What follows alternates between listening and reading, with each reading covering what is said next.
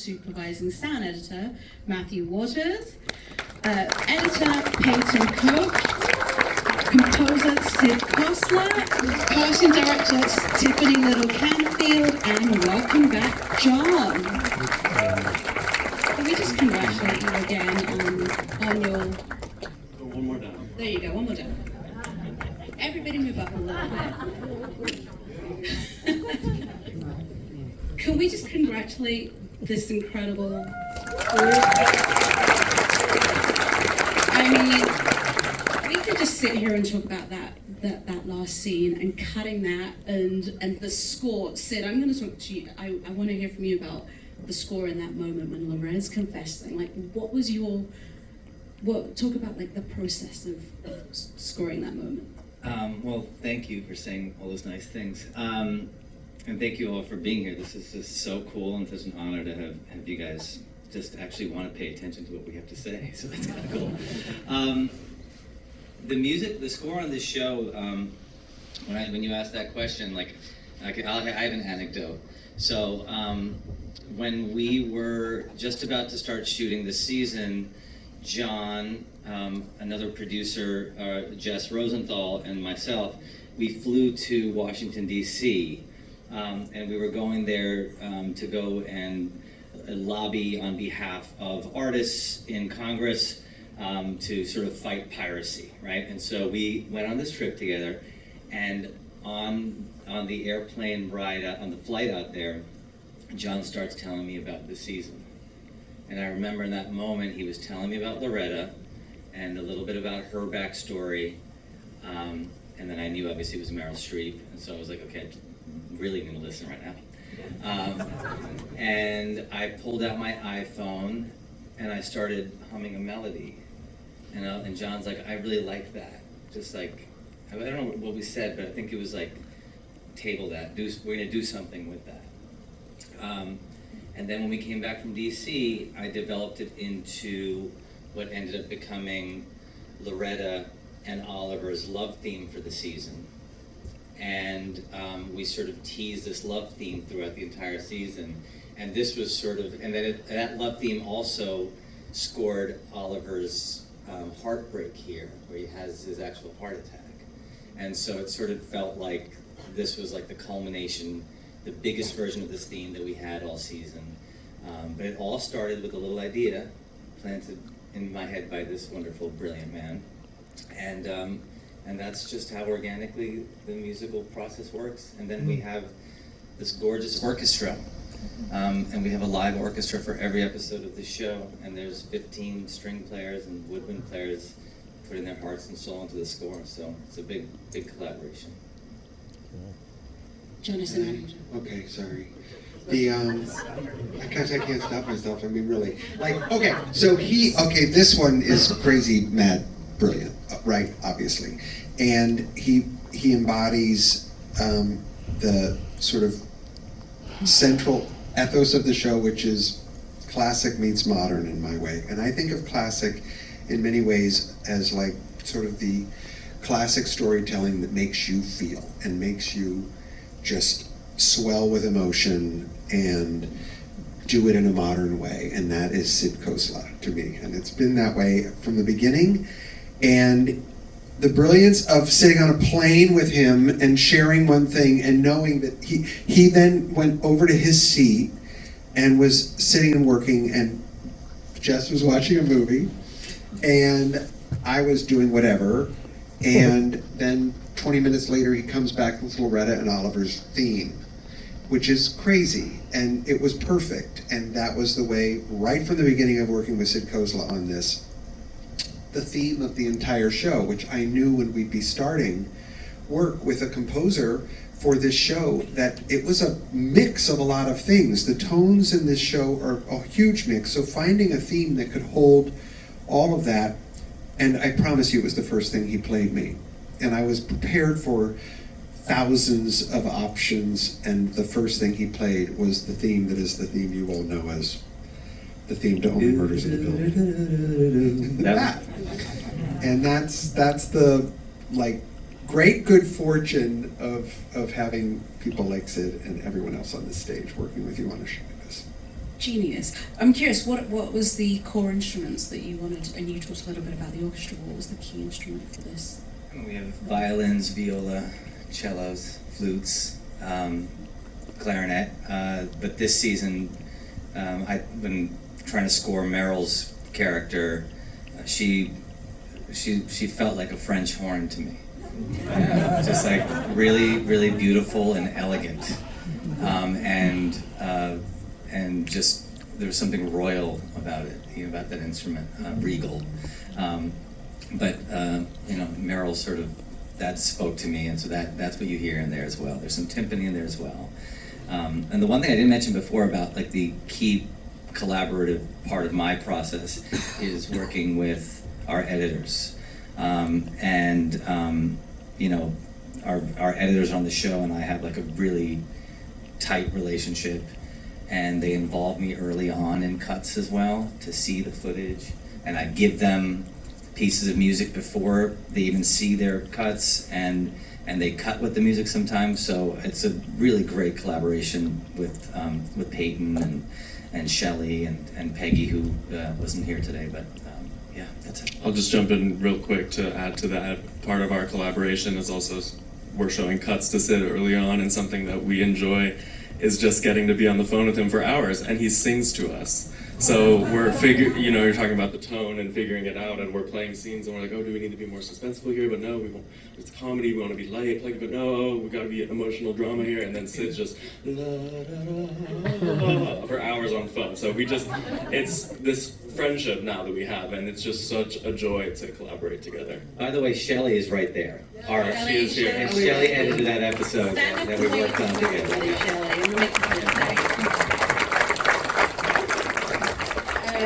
The editing in this show is phenomenal. I hope you had the laughter in some of those scenes, but Payton, talk about cutting the musical, the three-way split screen that you decided to do, because I thought that was such an incredible moment. The conversations that you had with John, and this has got to work, and it did incredibly well. Thank you. I wish it was our decision to do the split screen idea, but it was actually scripted. So when Shelley and I read that in the script, we were like, okay, great. So let's figure out how we're going to attack that. And so luckily our directors on that episode, Bob Pulcini and Sherry Springer-Berman, they had a relationship with Shelley. They worked together on the Nanny Diaries. And so when they were directing, Shelley had a shorthand with them. We were able to start having conversation early on in pre-production before that episode started shooting. And Bob came from an editing background, so we had this idea of sort of mapping out the split screen where we would make title cards for each character and what action was happening. And we spent, weeks before they started shooting to map out all the action and how it was all going to happen. And our amazing assistant, Deanna Cruz, decided to color code all the characters, so we were able to track, what action was happening in what moment, and it made production, they were able to go in with a plan as to like how the camera was going to move and what needed to be shot for which moment. And having that sort of guide allowed us in post, when the footage came in, we were able to just sort of plug it in, and obviously there were tweaks and we had to massage stuff, but it made putting that sequence together all the much more fun, just because we got to play with it and play with Steve's performance, and it did come together. It was a massive team effort, and so we're super proud of the sequence. I love that. I'm curious though, when you've got an incredible cast, Selena Gomez, Martin Short, Steve Martin, add in Meryl Streep, add in Paul Rudd, and of course the incredible, guest stars you had this season. How do you let talk about cutting the comedy, right? Because you've got these great performances, and you're letting them breathe, and then there's also moments where you're cutting to how do you navigate that? What is the secret, I guess, is the question. I mean, I would love to know the secret. So, no, but it's so much fun. Every day when we're watching dailies, it's such a joy to be on a show like this, because you do just laugh. You watch these amazing actors perform and live in these characters, and it's so much fun that's part of the job, just watching them exist. You feel as if you're in the room with them and you know these characters after all these years. But it was intimidating to some degree coming in and editing Meryl Streep the first episode I did this season was my first solo editing venture, and so they shot all of Meryl's scenes at the end, and so I was cutting the rest of the episode and kind of gearing up for her to come in and do all her big scenes, and then, you know, those dailies came in, and it was just this incredible moment of watching her perform, which I mean, it's such an amazing experience to have that. Like, I don't know how many people just get to sit and watch her work and play with the performance and all the different takes, and you know, working with John, he has such an amazing head for the comedy, and we were constantly trying stuff, and it's so playful, and yeah, I mean, you know, it's challenging, but so much fun, and it's funny, you know. The scripts are so funny, so it's easy for us to sort of just plug in and make it all work. Can I have an anecdote again? Okay. We love it. We love I it. love Payton and I love Shelley, who cut this episode, and this episode was special right from the beginning. They're all special. They're my children. No, but they really are. I try and make everyone, like, we're really angling, like, not to have ones there, but this one was from the beginning. The Sitzprobe episode was one. First of all, I was excited to share the word Sitzprobe with the world if they didn't know what that was. But beyond that, I knew that this was going to be a core episode for a long time in Loretta's backstory, in sort of the culmination sort of the season in a lot of ways emotionally. Reveals came flurrying and big, as you saw, big impact at the end. But I'll never forget, and you know, Dan Fogelman, who has been the greatest shepherd on this project, and Jess Rosenthal and I get sent the first cuts of each episode as they come in, and the Sitzprobe episode that Shelley and Payton cut and worked on with everybody here was so close to what aired. And I've never been so blown away by a piece of work that it felt like just a matter of weeks after we shot it, I was looking at this and I thought, I can't believe what this has become. And that was one of those rare moments when you're just, and I couldn't wait to just type out a note to Dan and Jess and just said, have you seen, because I need you to see, and I'm shutting up now, just watch it. And then they came back and there were, you know, a lot of expletives that, you know, I'll say holy shit was one of the expletives, but yeah, no, it was one of those times when you really have like a thrill off of the imagining of what that episode could be and the artful integrity behind the choices made from all of these people, every one of them, to create a thing that I felt so proud of by the end of it. I think holy shit was all of our reactions, right, when we saw that episode, to be honest. I mean, you all did it. Mathew, talk about editing that sequence and just that entire episode, because there's a lot happening.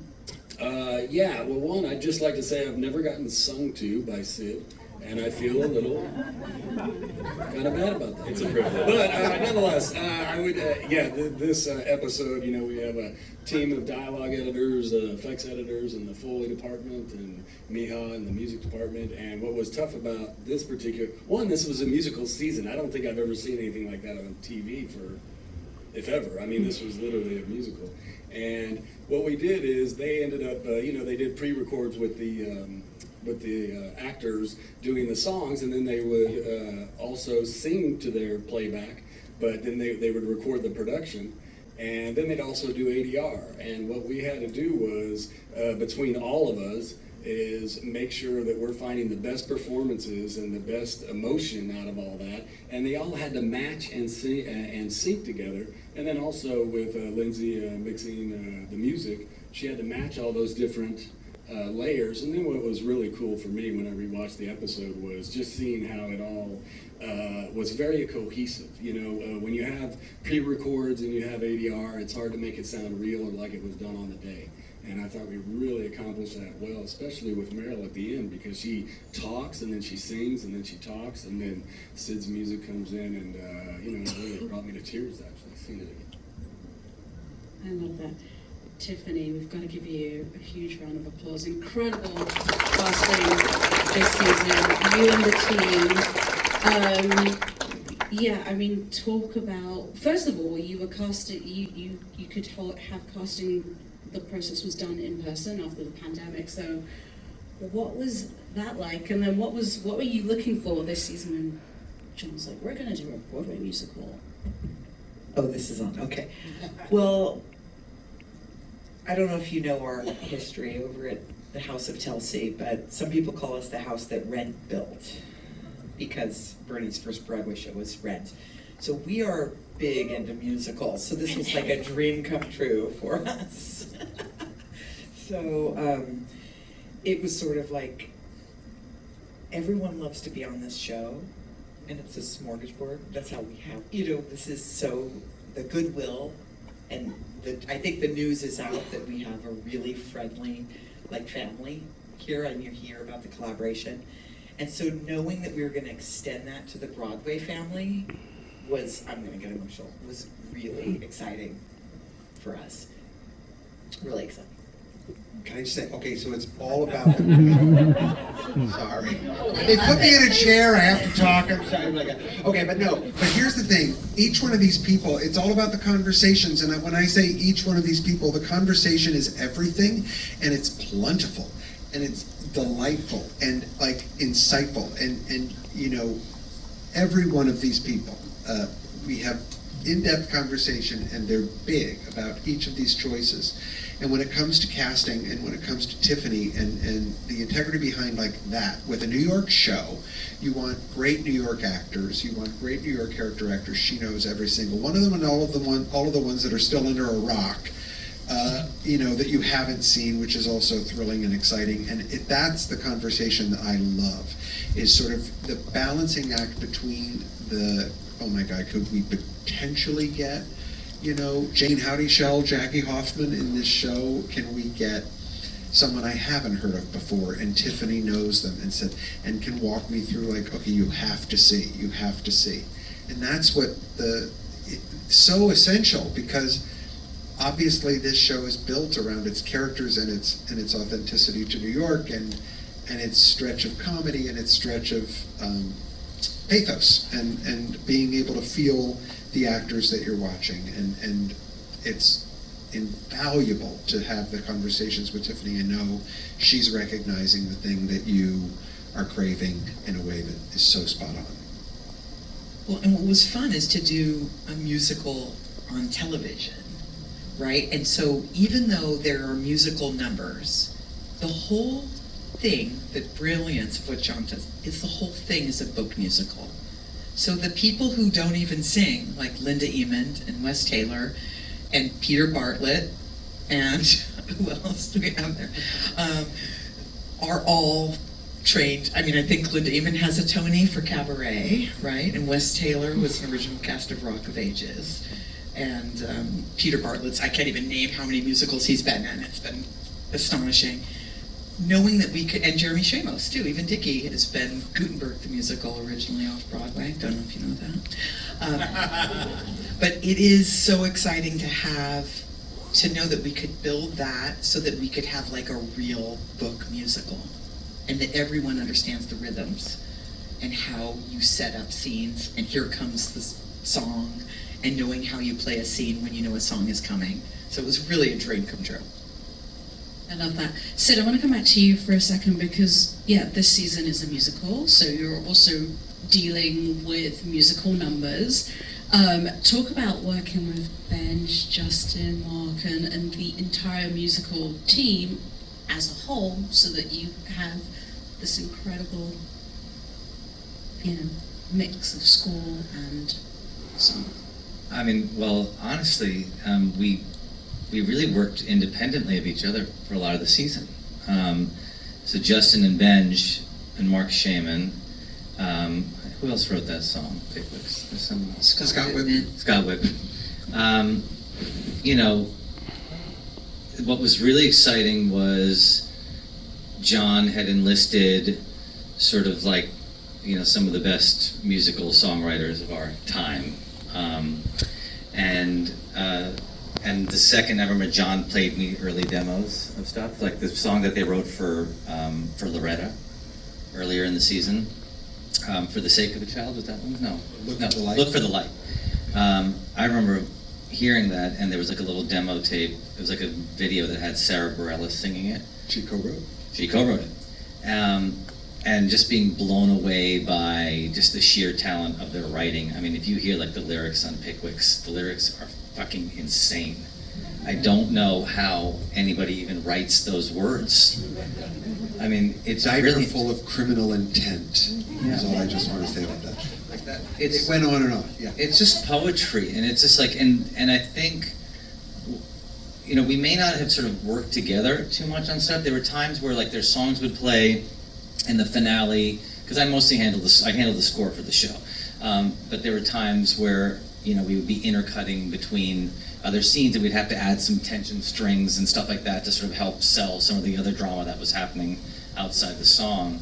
But I guess where like the collaboration happens with them is more in sort of how we inspire each other.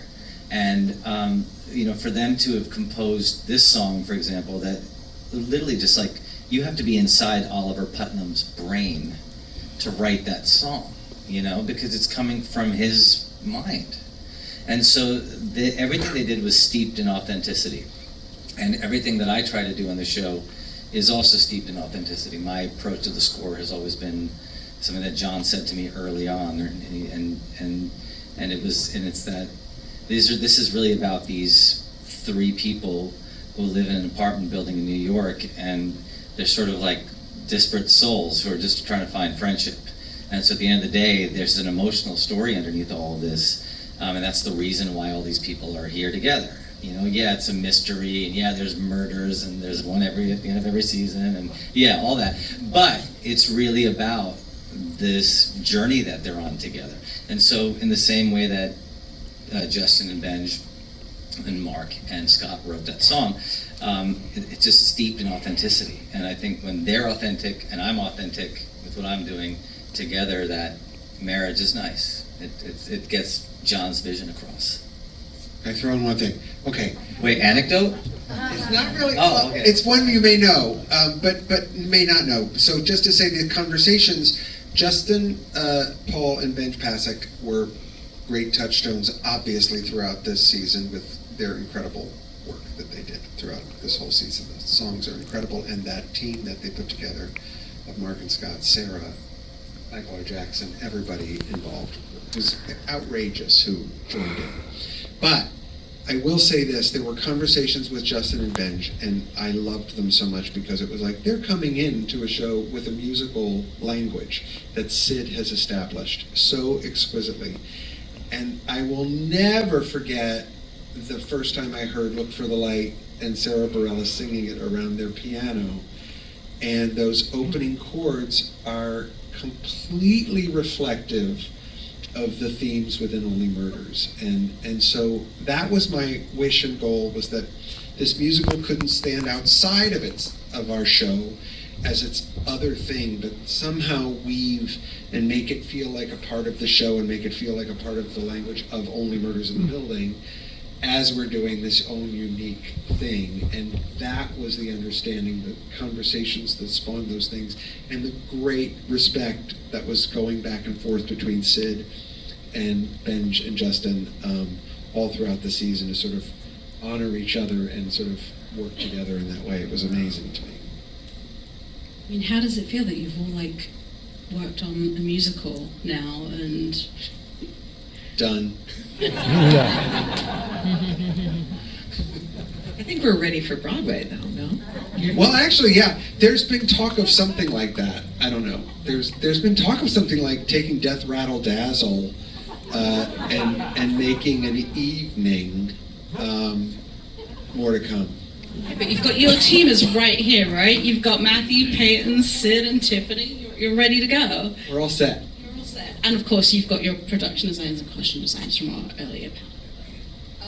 No, I want to say, first of all, congratulations to you all on your incredible work. Score, Sid, you're genius. Tiffany, thank you for bringing Broadway to our screens. But again, congratulations on your Emmy nomination. And John, thank you for all the laughs and the music this season. Just a few more. No.